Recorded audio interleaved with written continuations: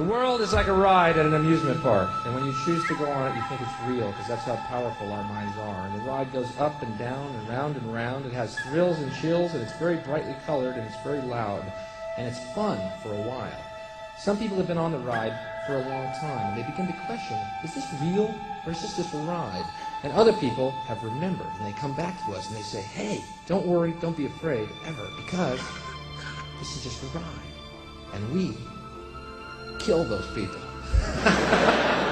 Shut him up. We have a lot invested in this ride. Shut him up. Look at my furrows of worry.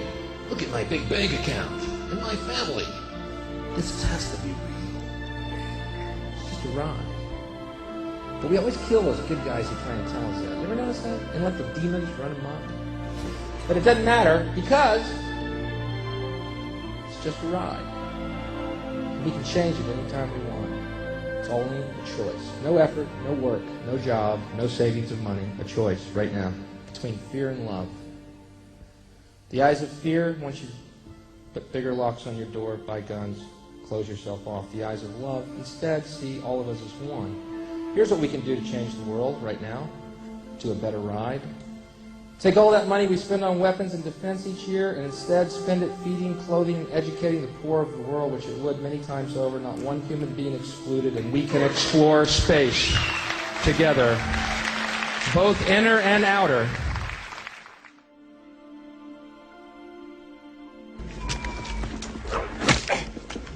Run! Yes, Jedi strength flows from the Force. But beware the dark side. Anger, fear, aggression. The dark side of the Force are they. Easily they flow, quick to join you in a fight. If once you start down the dark path, forever will it dominate your destiny. Consume you it will, as it did Obi-Wan's apprentice.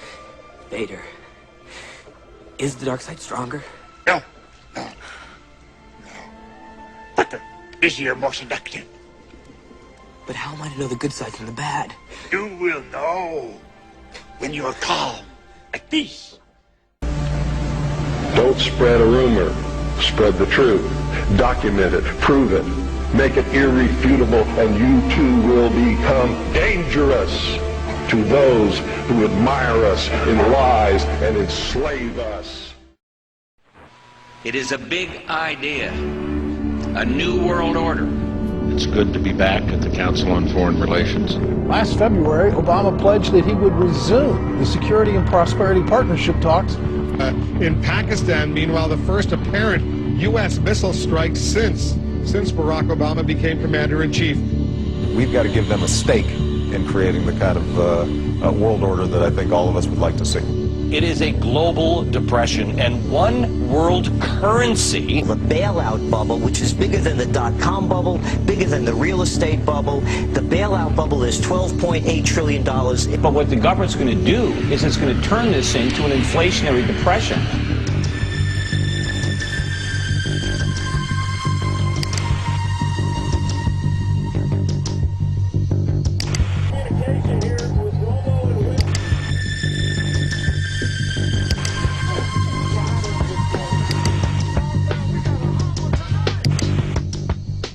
My first question is, several months after Obama stepped in as president of the United States, you make a documentary calling him a deceiver. Why?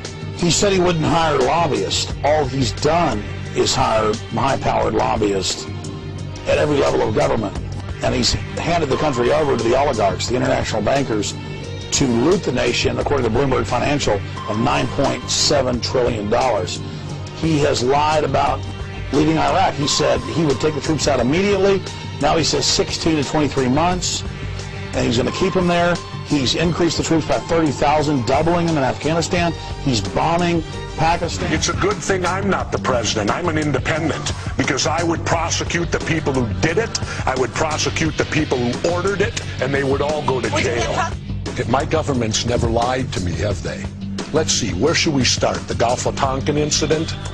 Now that took us into war in Vietnam. They've now admitted it was a lie.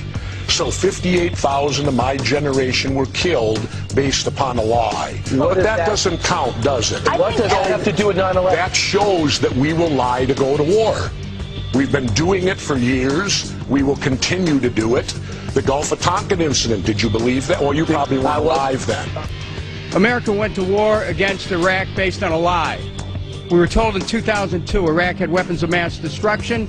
The previous administration even pursued torture to try to extract false confessions to try to justify the war. It's time to tell the truth. The truth is we should not have prosecuted a war against the Iraqi people. The truth is the Democratic Senate could have stopped the Iraq war in 2002. The truth is we Democrats were given control of Congress in 2006 to end the war. Get out of Iraq. Get out of Afghanistan. Come home, America. Come home. What if the American people learn the truth? That our foreign policy has nothing to do with national security, that it never changes from one administration to the next. What if war and preparation for war is a racket serving the special interests? What if President Obama is completely wrong about Afghanistan and turns out worse than Iraq and Vietnam put together? What if diplomacy is found to be superior to bombs and bribes in protecting America?